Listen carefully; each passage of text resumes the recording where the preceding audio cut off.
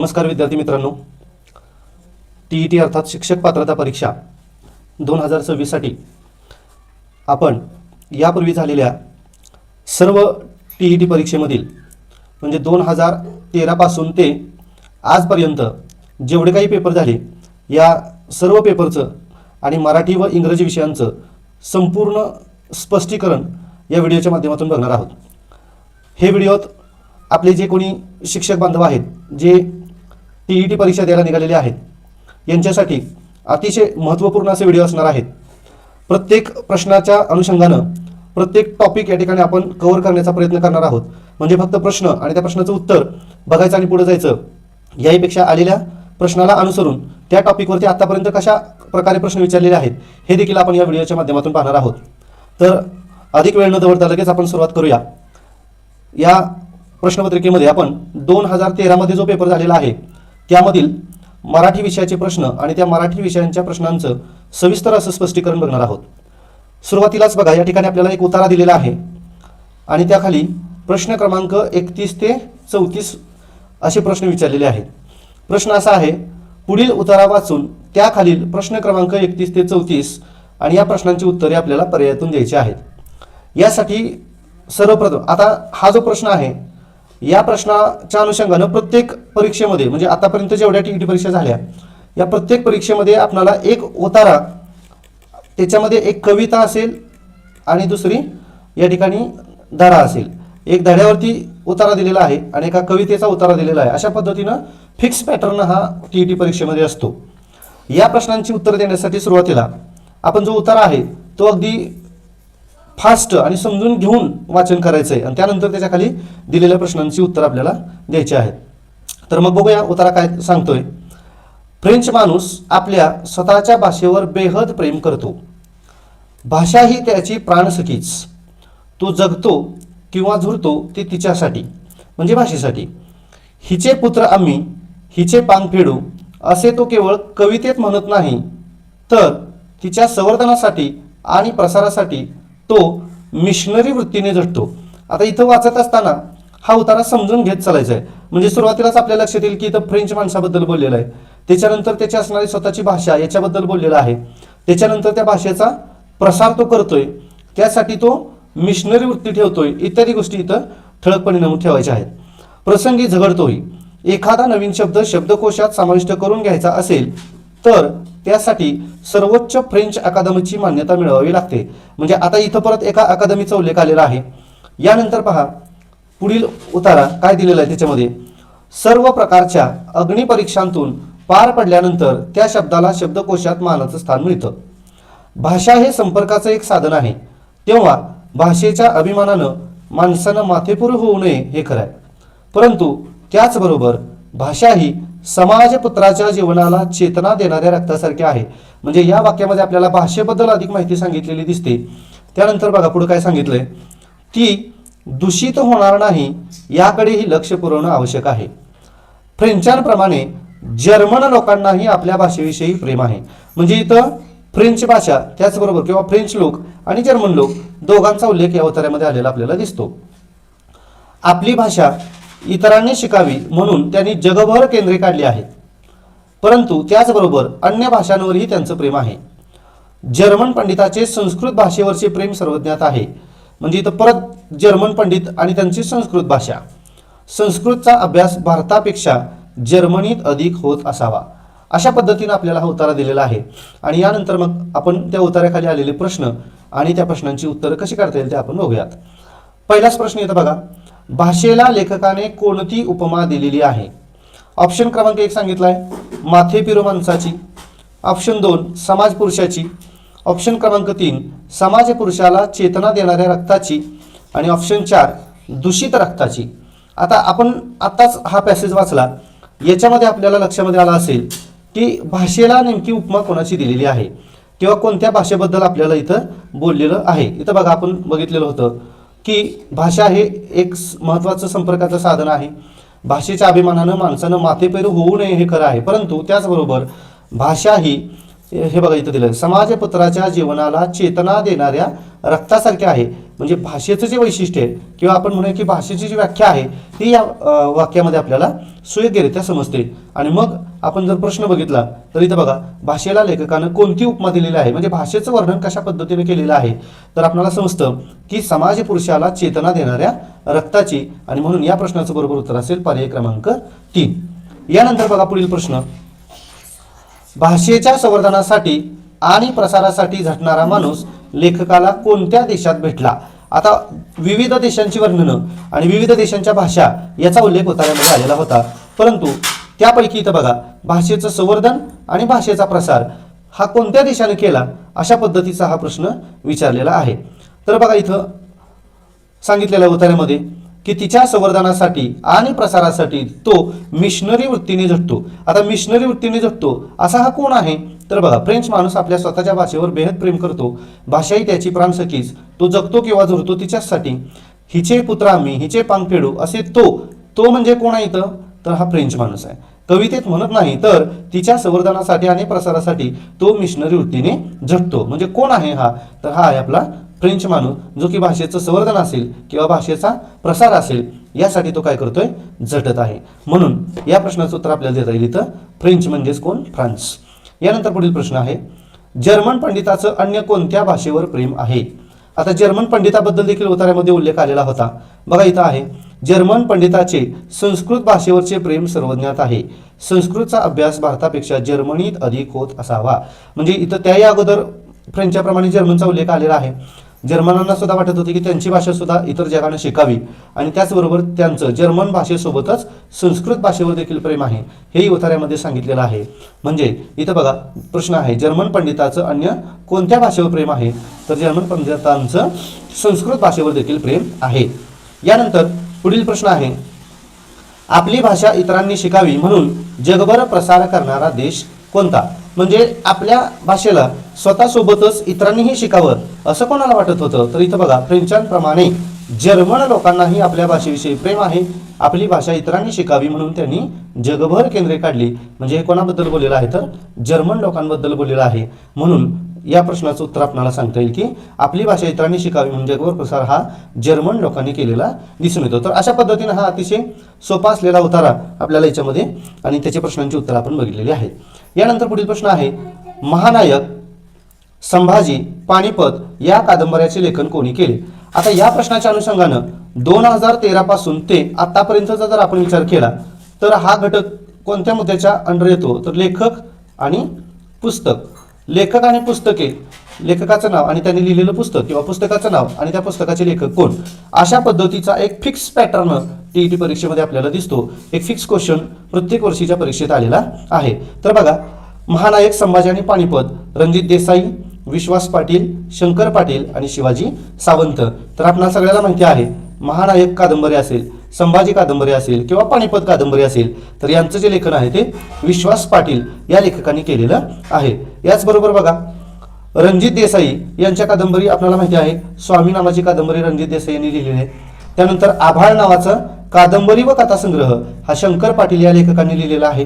त्याचबरोबर मृत्युंजय नावाची कादंबरी आहे ती शिवाजी गोविंदराव सावंत यांनी लिहिलेली आहे. म्हणजे या प्रश्नाच्या अनुषंगाने आपल्याला लेखक आणि पुस्तक त्यांनी लिहिलेल्या कादंबऱ्या आणि त्यांची नावं, लेखकाचं नाव आपल्याला माहिती असणं आवश्यक आहे.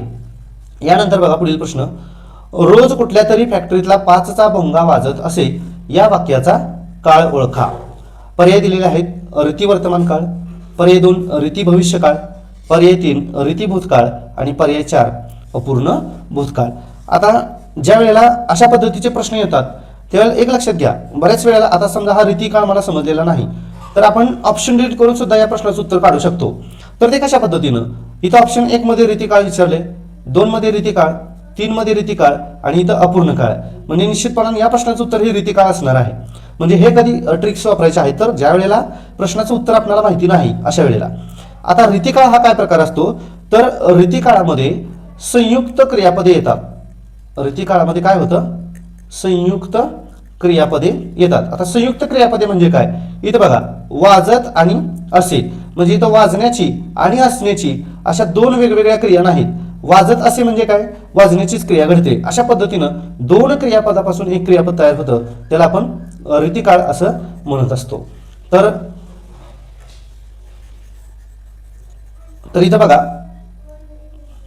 आता वाजत आणि असे, आता असे हा शब्द जर आपण बघितला, इथं वाजण्याच्या क्रियेवरून आपल्याला काळ समजत नाही. वाजण्याच्या क्रियेनं वाजत याचा अर्थ आपल्याला समजतं की हे काहीतरी अपूर्ण क्रिया आहे, कारण ती पूर्ण झालेली नाही. आणि असे याच्यावरून आपल्याला लक्षात येतं भूतकाळ. आता तुम्ही म्हणाल मग हा काळ अपूर्ण भूतकाळ आहे का? तर नाही, कारण अपूर्ण भूतकाळामध्ये एखादी नित्याची सवय सांगितली जात नाही. जरी वाजत या क्रियापदामधून आपल्याला अपूर्ण क्रिया समजत असली तरी सुद्धा इथं वाजत असे हे एक संयुक्त क्रियापद आहे, आणि असं संयुक्त क्रियापद आपल्याला भूतकाळाचा या ठिकाणी बोध देतं. परंतु वाजत असे, बघा वाजत असे याचा अर्थच काय आहे की एखादी क्रिया ही भूतकाळामध्ये सतत चालणारी क्रिया आहे. वाजत असे म्हणजे कंटिन्युअस आहे, ही क्रिया सतत चालणारी क्रिया आहे, परंतु भूतकाळामधली सतत चालणारी क्रिया आहे. त्यामुळं या ठिकाणी या प्रश्नाचं उत्तर आपल्याला सांगता येईल की हा रीती भूतकाळ आहे. म्हणजे काय काय गोष्टी लक्षात ठेवा की रीती भूतकाळामध्ये संयुक्त क्रियापदाचा वापर केला जातो, आणि रीती भूतकाळामध्ये एखादी क्रिया जर भूतकाळामध्ये सतत चालू असेल तर तिला रीती भूतकाळ म्हणतात. जर वर्तमानामध्ये सतत चालू असेल तर तिला रीती वर्तमान काळ म्हणतात, आणि जर भविष्यकाळामध्ये सतत चालू आहे असं सांगितलेलं असेल तर त्याला रीती भविष्यकाळ असे म्हणतात. म्हणून या प्रश्नाचं उत्तर आहे पर्याय क्रमांक 3. यानंतर बघा पुढील प्रश्न, आपला आशीर्वाद असावा या वाक्याचा प्रकार कोणता? पर्याय आहेत संकेतार्थी वाक्य, पर्याय 2 स्वार्थी वाक्य, पर्याय 3 आज्ञार्थी वाक्य, आणि पर्याय 4 विद्यार्थी वाक्य. आता या ठिकाणी एक ट्रिक आहे. आपला आशीर्वाद असावा याच्यामध्ये जे क्रियापद आहे ते आहे असावा, आणि जर क्रियापदाला बघा क्रियापदाला वा, वी आणि वे असे प्रत्यय लागलेले असतील म्हणजे काय, मला परीक्षेत पहिला क्रमांक मिळावा, म्हणजे शेवटी काय लागलेला आहे, वा लागलेला आहे. ठीक आहे, त्याच पद्धतीनं असं मिळावी, मला यावर्षी शिष्यवृत्ती मिळावी, म्हणजे किंवा आम्हाला यावर्षी बक्षीस मिळावे, अशा पद्धतीनं जर क्रियापदाच्या शेवटी वा, वी आणि वे हे प्रत्यय आलेले असतील तर त्या वाक्याचा प्रकार हा विद्यार्थी वाक्य असतो. म्हणून या प्रश्नाचं उत्तर आहे पर्याय क्रमांक 4 विद्यार्थी वाक्य. मग आता संकेतार्थी वाक्य म्हणजे काय? संकेतार्थी वाक्यामध्ये एक प्रकारची अट सांगितलेली असते. म्हणजे एखादी गोष्ट ज्याला आपण म्हणूया की जर असेल तर असतो, म्हणजे कारण आणि परिणाम. एखादी गोष्ट घडली, जर असं झालं तर तसं होईल, अशा पद्धतीनं जर तर अशा शब्दांचा प्रयोग त्याच्यामध्ये केलेला असतो, किंवा काहीतरी अट सांगितलेली असते, त्याला आपण संकेतार्थी वाक्य असं म्हणतो. त्याचबरोबर आज्ञार्थी वाक्यामध्ये सर्व प्रकारच्या आज्ञा येतात, त्या आज्ञा या ठिकाणी केलेल्या असतात. यानंतर स्वार्थी वाक्य. स्वार्थी वाक्य म्हणजे काय? ज्या वाक्यामध्ये फक्त काळाचा बोध होतो, जे वाक्य वाचल्यानंतर आपल्याला फक्त त्या वाक्यामध्ये काळ समजतो, इतर कुठल्याही गोष्टी समजत नाही, त्याला स्वार्थी वाक्य असे म्हणतात. तर या प्रश्नाचं उत्तर होतं पर्याय क्रमांक 4 विद्यार्थी वाक्य. त्याच्यानंतर बघा, विद्वान हा शब्द खालीलपैकी कोणत्या प्रकारचा आहे? हा घटक तुम्हाला शब्दसिद्धी नावाच्या प्रकरणामधून येतो. आता शब्दसिद्धीमध्ये मग काय काय शब्द असतात? तर इथं ऑप्शन बघा, विद्वानमध्ये प्रश्न विचारला विद्वान या शब्द कोणत्या प्रकारचा आहे? तर ऑप्शन 1 देशी शब्द, ऑप्शन 2 परभाषीय शब्द, ऑप्शन 3 तत्सम शब्द, आणि ऑप्शन 4 तद्भव शब्द. तर आता बघा, देशी शब्द म्हणजे काय? देशी शब्द म्हणजे मराठी भाषेमध्ये आणि त्यातल्या त्यात खास करून ग्रामीण भागामध्ये वापरले जाणारे जे शब्द असतात त्याला देशी शब्द असे म्हणतात. म्हणजे काय? ज्या शब्दाची आपल्याला उत्पत्ती सापडत नाही, मूळ शब्द कोणता आहे त्यातला हा सापडत नाही, त्याला आपण देशी शब्द असं म्हणतो. परभाषीय शब्द म्हणजे काय? इतर भाषेमधून आलेले शब्द म्हणजे परभाषीय शब्द. त्याचबरोबर तत्सम शब्द म्हणजे काय? तर तत्सम शब्द म्हणजे संस्कृत भाषेमधून जसेच्या तसे शब्द मराठी भाषेमध्ये येतात, त्याला तत्सम शब्द असे म्हणतात. आणि तद्भव शब्द म्हणजे काय?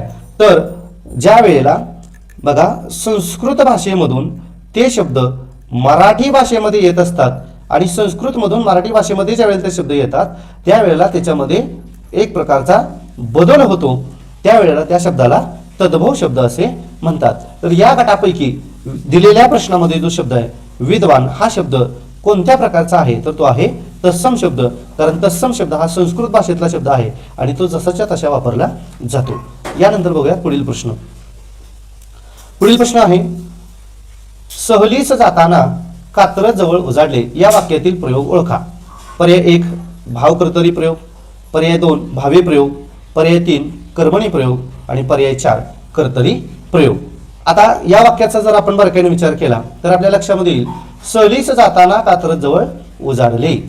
या वाक्यातील जे क्रियापद आहे ते आहे उजाडले. आता प्रयोग ओळखत असताना आपणाला वाक्यामध्ये कर्ता, कर्म आणि क्रियापद या गोष्टी माहिती असणं आवश्यक आहे. यावरून आपण काय करतो की प्रयोग ओळखत असतो. म्हणजे काय, जसं की जर वाक्यामध्ये कर्त्याला प्रत्यय नसेल तर आपण त्याला कर्मणी प्रयोग असं म्हणतो. जर वाक्यामध्ये कर्माला प्रत्यय नसेल तर आपण त्याला कर्मणी प्रयोग असं म्हणतो. आणि कर्त्याला व कर्माला दोन्हीलाही प्रत्यय असेल तर आपण त्याला भावी प्रयोग असं म्हणतो. ढोबळ मानानं आपण प्रयोग अशा पद्धतीने ओळखतो. तर इथं बघा, उजाडणारा कोण आहे, म्हणजे आपल्याला यामध्ये उजाडणारा सहल आहे का, नाही. उजाडणारा जाताना आहे का, नाही. उजाडणारा कात्रज आहे का, नाही. उजाडले म्हणून सांगितलं, पण उजाडणारा कोण याविषयी आपल्याला समजत नाही. म्हणजे या वाक्यामध्ये आपल्याला कर्ता सापडत नाही. त्याचबरोबर बघा, उजाडलेले काय, तर उजाडलेले सहल आहे का, नाही. उजाडलेले जाताना आहे का, नाही. उजाडले काय, तर कात्रज आहे का, नाही. तर फक्त उजाडले. म्हणजे काय, उजाडले या, एकच मिनिट,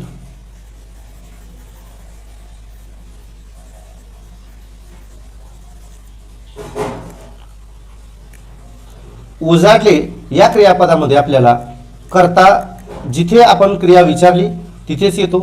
त्याच्यानंतर यामध्ये कर्म, जिथं आपण क्रियापदाला प्रश्न विचारला तिथंच येतो. म्हणजे उजाडलेलं उजाडलंच आहे, उजाडलेलं काय, तर उजडलंच आहे. म्हणजे कर्ता आणि कर्म हे येऊन एकाच ठिकाणी म्हणजे क्रियापदाजवळच थांबतात.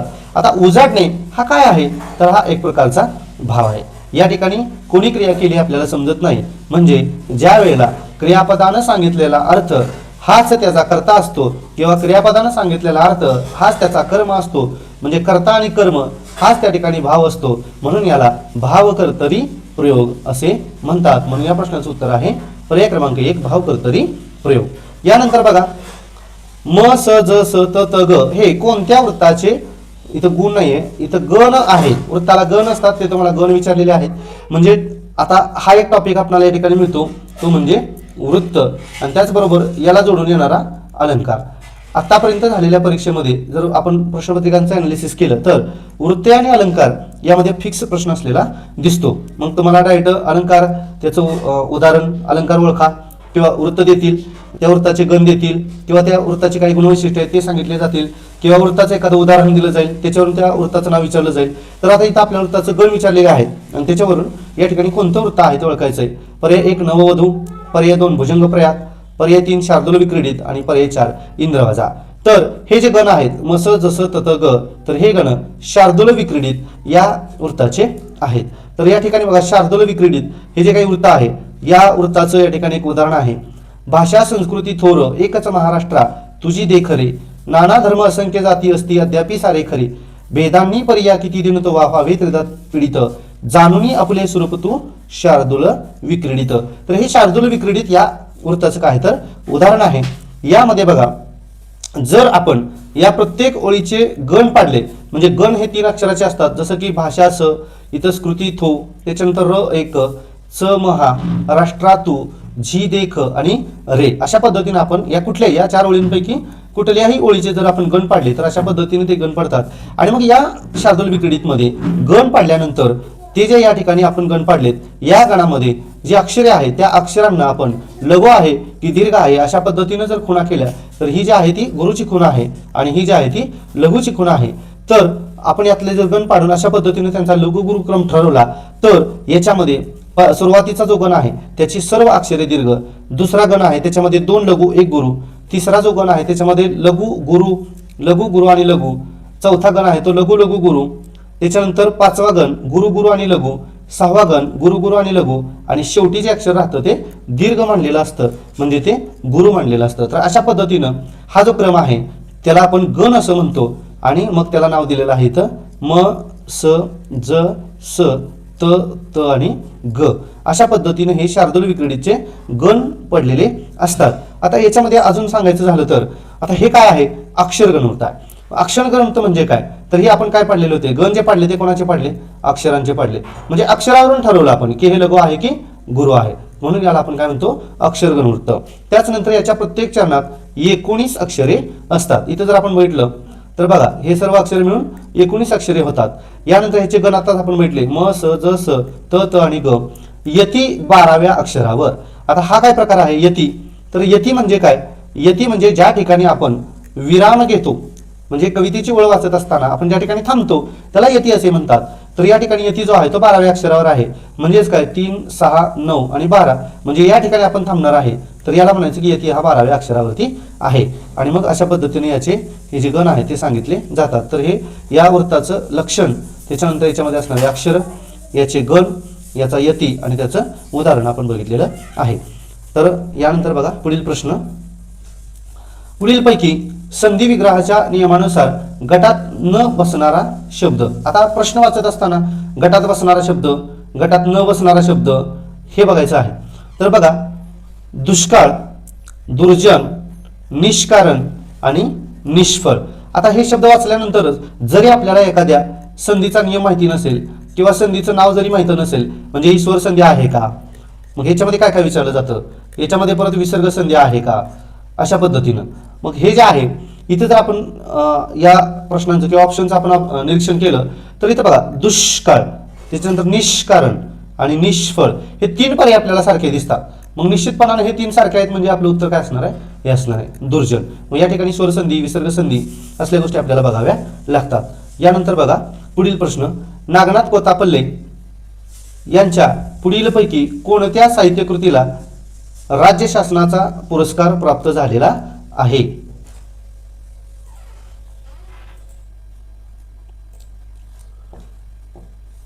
तर पहा ऑप्शन 1 मुळूस, ऑप्शन 2 राजधानी, ऑप्शन 3 अंधारीचे डोळे आणि ऑप्शन 4 ज्योती पर्व.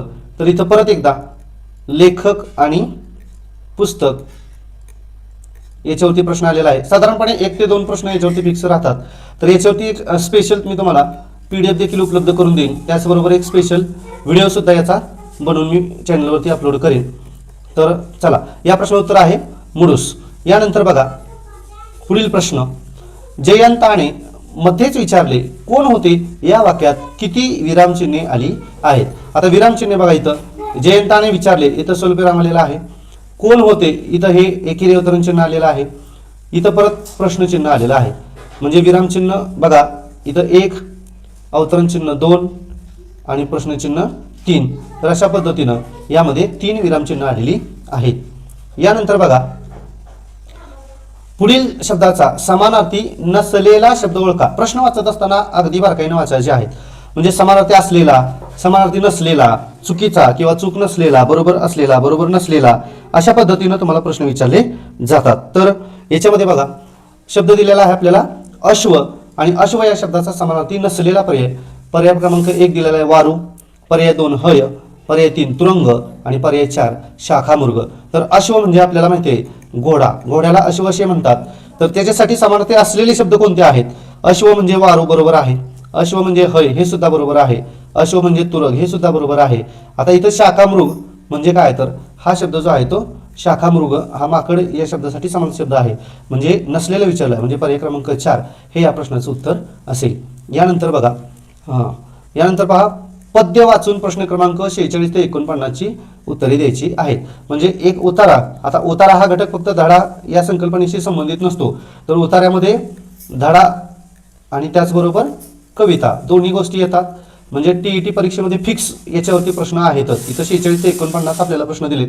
म्हणजे धडा आणि कविता हा पॅटर्न लक्षात ठेवायचा आहे की प्रत्येक परीक्षेमध्ये तुम्हाला एक कविता 100% विचारली जाणारच आहे. बघूया आपण काय दिलेले आहे. कविता दिले बघा, पीक खुशीत डोलतं या भारी, भरला आनंद समजा शिवारी, बघून पाचूचं रान आमचं हरपलं देहवान, आज रानाची शोभा न्यारी, आल्या सरसर भुईवर धारा, ताप मातीचा सरला सारा, समद शिवार फुलून आलं, बघून मन हे बुलून गेलं, गेल्या भुलून चारी दिशाही चारी, दाट पिकांनी सजली शेत, पीक मजेत गिरकी घेत, गार गार हे झुळझुळून वाहत, पाना पानात गाणी गात. म्हणजे आता ही जर आपण कविता बघितली तर ही एक लोककविता असल्यासारखं आपल्याला दिसतं, किंवा एका शेतीवरती किंवा शेतकऱ्याच्या जीवनाशी संबंधित असलेली ही कविता आहे. आणि या कवितेमध्ये पुढे काही ओळी दिलेल्या आहेत पहा. गाती पानात पाकर ही सारी, काळ्या आईची कराया पूजा, राब राबला शेतकरी राजा, उन्हात अनात घाम त्यानं शिपला, मळा मोत्यांचा मातीत पिकला, आली सोन्याची दौलतदारी. बघा पुढे काही प्रश्न दिले. आता ही कविता वाचत असतानाच आपल्यामध्ये म्हणजे तेवढं वेळेचं भान ठेवून, नाही तर कविताच वाचत बसतोय 15 मिनिटं घालवली, त्याचा अर्थ कविता गोड वाटली, छान वाटली म्हणून गातच बसला असे काही क्रिया परीक्षेमध्ये करू नये.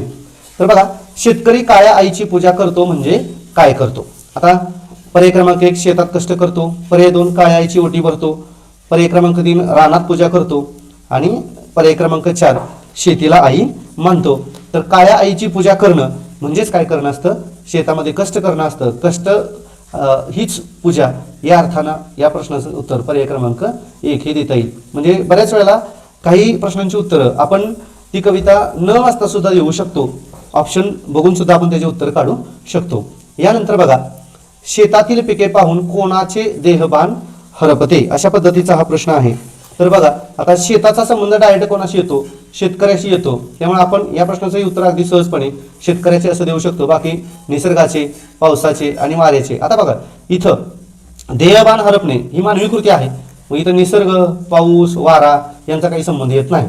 त्यामुळे पर्याय क्रमांक 3. पुढचा प्रश्न आहे, कवितेतील मोत्यांचा मळा या शब्दाचा समर्पक अर्थ काय? पर्याय क्रमांक 1 पाखरे, 2 झरा, 3 शेतातील पीक आणि 4 संपत्ती. तर मोत्यांचा मळा म्हणजे काय आपल्याला सांगता येईल? तर या ठिकाणी शेतातील पीक. आता मोती ही परत एकदा शेतातल्या पिकाला उपमा दिलेली आहे, म्हणून या प्रश्नाचं उत्तर पर्याय क्रमांक 3. यानंतर बघा, कवितेत कोणत्या अनमोल हरित रंगदर्शक रत्नाचे नाव आलेले आहे? तर बघा, यामध्ये पर्याय क्रमांक 1 पाचू, 2 मोती, 3 सोने आणि 4 माणिक. तर आपल्याला माहिती आहे पाचू हा हिरव्या रंगाचं रत्न असतं. त्यामुळं म्हणजे ही कविता अतिशय सोपी कविता होती की ज्याला परत आपल्याला कवितेकडे जावं सुद्धा लागलेलं नाही. आधी ऑप्शन बघून आपण याची उत्तर काढू शकतो. यानंतर पुढील प्रश्न आहे, जहाल या शब्दाचा योग्य विरुद्धार्थी शब्द ओळखा. उग्र, पर्याय क्रमांक 2 तिखट, पर्याय 3 मवाळ आणि पर्याय 4 जलाल. आपल्या सर्वांना माहिती आहे जहालचा विरुद्धार्थी मवाळ. मवाळ आणि जहाल इतिहासामध्ये पण आपण बघतो. यानंतर पुढील प्रश्न, पुढील म्हण पूर्ण करा. पदरी पडले झुंड आणि पुढे दिलेलं आहे टिंबटिंब. पर्याय 1 हसून केले गोड, रडून केले खोंड, हसत झेलेली धोंड आणि मारून केले गोड. आता ही म्हण आहे, हा पाठांतराचा भाग आहे. पदरी पडले झोंड, हसून केले गोड. या अर्थानं या प्रश्न उत्तर पर्याय क्रमांक 1. यानंतर पुढील प्रश्न, ज्या सामासिक शब्दात दोनही पदे महत्वाची नसून त्यातून तिसऱ्याच पदाचा बोध होतो असा समास कोणता? आता इथं हा जो प्रश्न आहे तो समास या घटकाशी निगडीत आहे. म्हणजे आपल्याला सर्व प्रकारचे 4ही समास आणि त्याचे उपप्रकार, त्याची उदाहरणं माहिती असणं आवश्यक आहे. तर अव्ययभाव समास काय असतो? ज्या समासातलं पहिलं पद महत्वाचं त्याला आपण अव्ययभाव समास म्हणतो. बहुव्रीही समास म्हणजे काय? म्हणजे याचं पहिलंही महत्वाचं नसतं आणि दुसरंही महत्वाचं नसतं, त्याला बहुव्रीही समास म्हणतात. द्वंद्व समास म्हणजे काय? ज्या सामासिक शब्दातील दोन्ही पदं महत्वाचे असतात त्याला द्वंद्व समास म्हणतात. तत्पुरुष म्हणजे काय? ज्या सामासिक शब्दातील दुसरं पद महत्वाचं असतं त्याला तत्पुरुष समास म्हणतात. इथे विचारले दोनही पदे महत्वाची नसून म्हणजे कोण येतं? दोन्ही महत्वाचे नाहीत म्हणजे कोण आहे तो?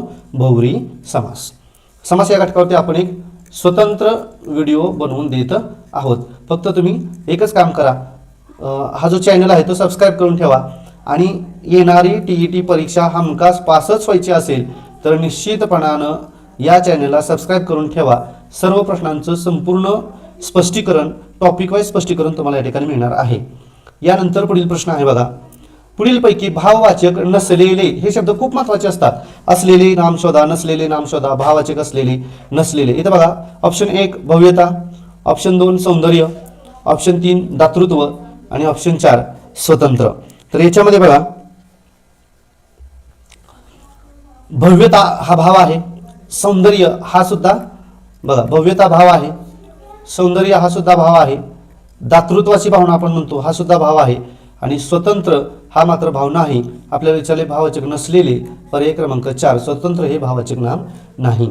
यानंतर बघा प्रश्न पुढचा, साधर्म्यावर आधारित आणि वैधर्म्यावर आधारित असे भेद कोणत्या अलंकारात पडतात? आता साधर्म्य म्हणजे काय आणि वैधर्म्य म्हणजे काय?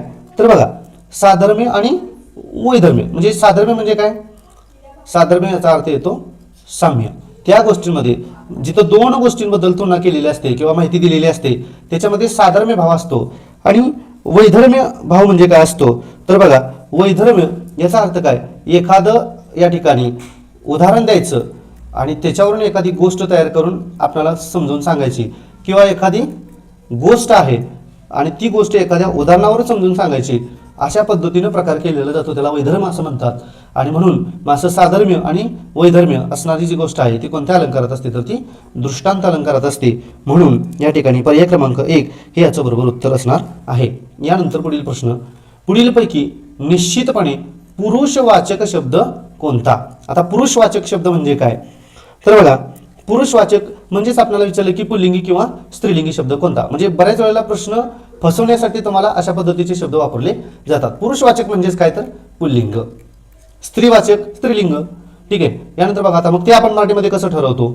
ऑप्शन 1 क्लास, 2 कंपनी, 3 ट्रंक आणि 4 पेन्सिल. आता हा जो घटक आहे तो इंग्रजी भाषेतील शब्दांचं लिंग कसं ओळखावं, इंग्रजी भाषेतील शब्दाचं लिंग कसं ओळखावं, तर तो शब्द मराठीमध्ये आपण ज्या पद्धतीनं वापरतो त्याच पद्धतीनं त्याला आपण सुरुवातीला त्याच्या तो, ती आणि ते, बघा तो, ती आणि ते हे शब्द आपण जसं मराठी शब्दाचं लिंग ओळखताना करतो तसेच इंग्लिश शब्दाचं सुद्धा लिंग ओळखताना करायचे आहेत.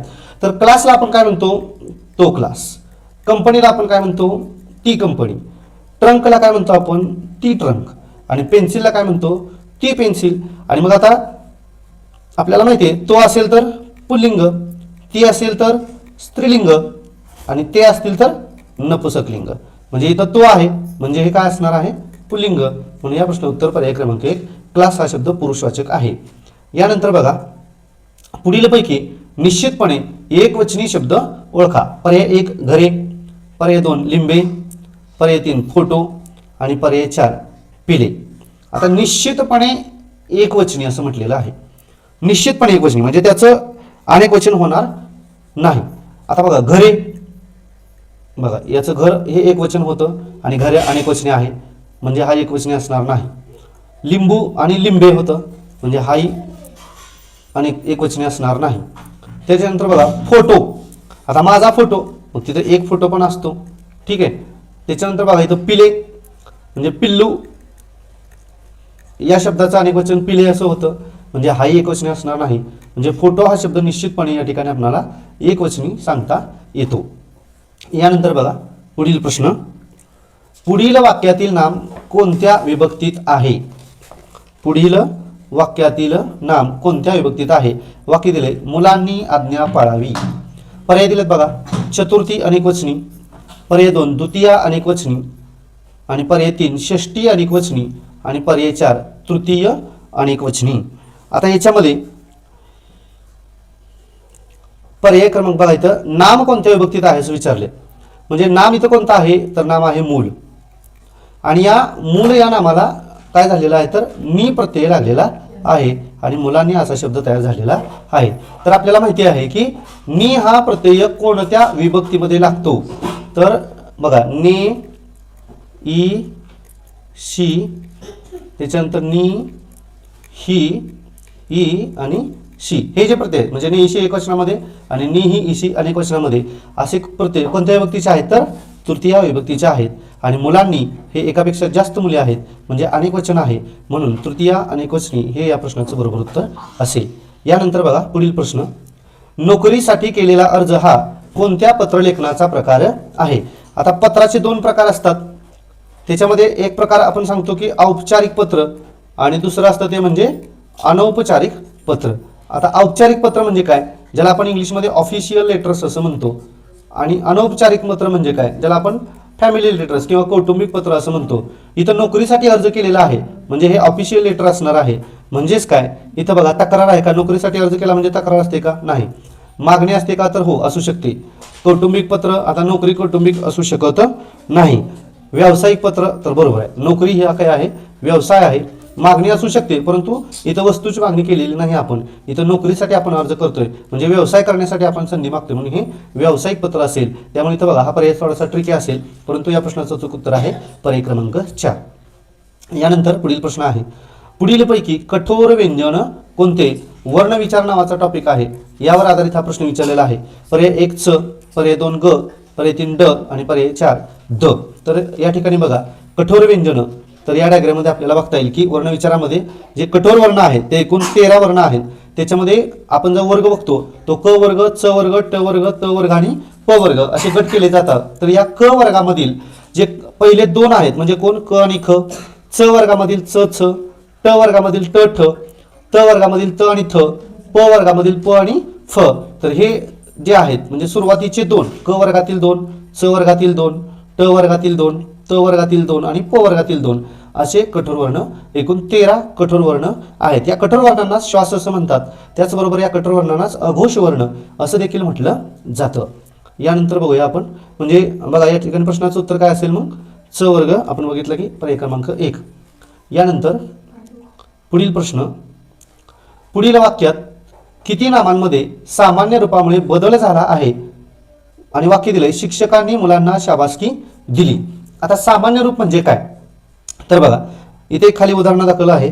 शिक्षकांनी सुरेशला वर्गात शाबासकी दिली. या वाक्यातील शिक्षक, सुरेश, वर्ग ही नामे जशीच्या तशी वाक्यात न ठेवता शिक्षकांनी त्याच्यानंतर वर्गात असा त्यांच्या रूपात बदल केलेला आहे. आणि मग हे ज्या वेळेला प्रत्यय आपण नामाला लावतो त्या नामाला प्रत्यय लावत असताना शब्दाचं मूळ रूप जे आहे त्याच्यात बदल होतो त्यालाच या ठिकाणी काय म्हटलं जातं, सामान्य रूप असं म्हटलं जातं. दिलेल्या वाक्यामध्ये नाम आहे इथं शिक्षक, बघा इथं शिक्षक हे नाम आहे आणि इथं मुले हे नाम आहे. आता यामध्ये शिक्षक मुले शाबासकी दिली असं वाक्य बरोबर आलं नसतं, म्हणून मी शिक्षकचं रूपांतर इथं काय करतोय, शिक्षकांनी करतोय. मात्र हे शिक्षकांनी करत असताना शिक्षक या शब्दाचं काय झालं, शिक्षका झालं. मुले या शब्दाचं काय झालं, मुला झालं. कारण नी हा काय आहे, प्रत्यय आहे. इकडं ना हा काय आहे, प्रत्यय आहे. म्हणजे नी आणि ना हा प्रत्यय जोडत असताना शिक्षकाचं रूपांतर शिक्षका झालं, मुलीचं रूपांतर मुला झालं. मग हे जे शिक्षका आणि मुला हे जे दोन शब्द आहेत याला या ठिकाणी सामान्य रूप असं म्हटलं जातं. तर या ठिकाणी या दोन नामांमध्ये बदल झालेला आहे, शिक्षक आणि मुले. म्हणून या प्रश्नोत्तर पर्याय क्रमांक 2, दोन सामान्य रूपामध्ये बदल झालेला आहे. तर अशा पद्धतीनं आपण या ठिकाणी 2013 मधील सर्व 25च्या 25 प्रश्नांचं स्पष्टीकरण या ठिकाणी बघितलेलं आहे. अशाच पद्धतीचं स्पष्टीकरण तुम्हाला 2013 पासून 2025 पर्यंत जेवढे पेपर झालेले आहेत त्या सर्व पेपरचं स्पष्टीकरण या व्हिडिओच्या माध्यमातून मिळेल. यासाठी तुम्ही काय करा, आपला जो चॅनल आहे SR एज्युटेक या चॅनलला तुम्ही सबस्क्राईब करून ठेवा. जास्तीत जास्त आपल्या मित्रांपर्यंत शेअर करा. निश्चितच तुम्हाला या स्पष्टीकरणाचा फायदा होईल. धन्यवाद. धन्यवाद.